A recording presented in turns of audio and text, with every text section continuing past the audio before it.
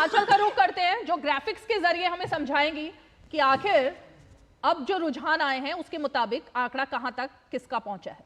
आंचल। शुक्रिया रीमा और प्रखर। तो 4 जून का लगातार इंतजार था, लंबी चुनावी प्रक्रिया के बाद आज का रिजल्ट का दिन, जब कौन बनेगा सिकंदर, तस्वीर लगभग रुझानों के प्रति अगर हम देखें तो साफ होती नजर आ रही है। सबसे पहले हम रुख करते हैं उत्तर पूर्वी भारत का, जहां पर हम एनडीए को देख पा रहे हैं कि किस तरह से यहां पर 15 सीटों का जो रुझान है, जहां पर 2 का नुकसान है। वहीं इंडिया अलायंस की अगर बात की जाए तो 5 सीटें, लेकिन 1 का फायदा होता हुआ।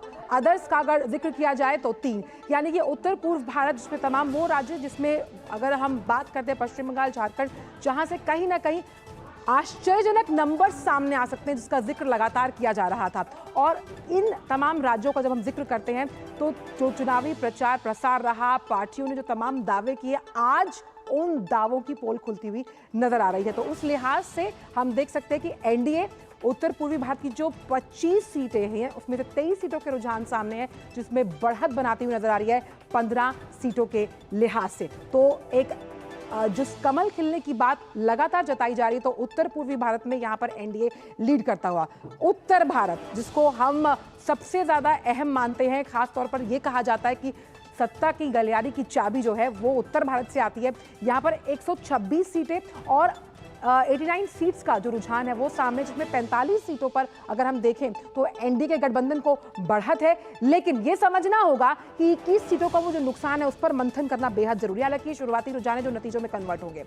एनडीए गठबंधन की अगर बात की जाए तो ये बहुत एक्साइटिंग है कि 39 सीटें और 25 सीटों की बढ़त, क्योंकि इंडी गठबंधन का अगर जिक्र किया जाए तो तमाम पार्टियों के गठबंधन से बनी हुई ये इंडी गठबंधन बना था। और खास तौर पर अगर हम यूपी की बात करें, जिसका जिक्र अभी हमारे स्टूडियो में बैठे हुए एंकर्स भी कर रहे थे कि यहां से इंडी गठबंधन को काफी फायदा मिलता हुआ नजर आ रहा है, और ये 24 सीटों का फायदा।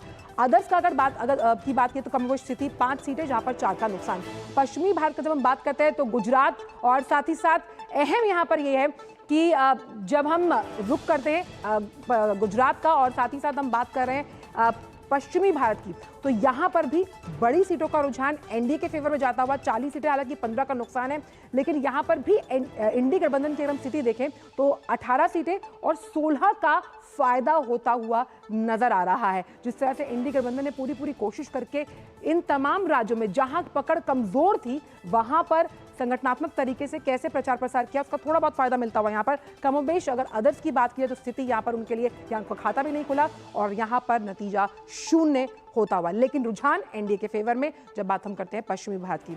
लेकिन सबसे रोचक आंकड़ा हम आपको बताएं तो दक्षिणी भारत से आता हुआ, जहां पर 131 सीटों में 85 सीटें जो एनडीए के हम मान सकते हैं 85 सीटों का यहां पर रुझान है, जिसमें एनडीए को 35 सीटें। लेकिन इंडी गठबंधन के लिए खुशी की बात, यहां पर 49 सीटों पर बढ़त बनाई हुई है, 2 का नुकसान। हालांकि अगर हम बात करते हैं तमाम राज्यों की, जिसमें आंध्र प्रदेश है, केरल है, कर्नाटक है, तमिलनाडु, खासतौर पर तेलंगाना और आंध्र प्रदेश से कई एक्साइटिंग नंबर्स जो लगातार हमारे डाटा सेंटर से भी आ रहे हैं कि यहां पर जिस तरह से बीजेपी ने मिशन साउथ को लेकर, क्योंकि नॉर्थ और साउथ की पॉलिटिक्स थोड़ी अलग होती है, लेकिन गठबंधन के लिहाज से जिस तरह एक एक्सटेंसिव कैंपेनिंग की गई है, तो पेनिट्रेशन इस बार हार्ड रहा और वो यहां पर नजर आ रहा है। तो दक्षिण भारत में 33 सीटों पर एनडीए, जिसमें 11 सीटों की बढ़त यहां पर नजर आ रही है। बात करते हैं मध्य भारत, यानी कि मध्य प्रदेश, हिंदुस्तान का दिल, जो कि बहुत जोर से धड़क रहा है। और यहां पर आप इस भगवा रंग से समझ सकते हैं कि एनडीए अगर जो 40 सीटें हैं जिसमें 33 पर रुझान सामने आया,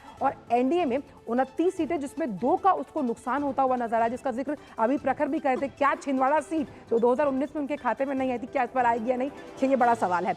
इंडी गठबंधन की अगर बात करें तो अब जो उसका खोया हुआ वर्चस्व है, खासतौर पर मध्य भारत को लेकर, क्या इस बार वो पा पाएगी, लेकिन लगता हुआ नजर नहीं आ रहा। 4 सीटें जिसमें 2 की बढ़त, और अदर्स के लिए कमोबेश स्थिति एक जैसी, जहां अभी खाता भी खोलते हुए नजर नहीं आ रहे जब हम इन तमाम गुटों का जिक्र कर रहे हैं।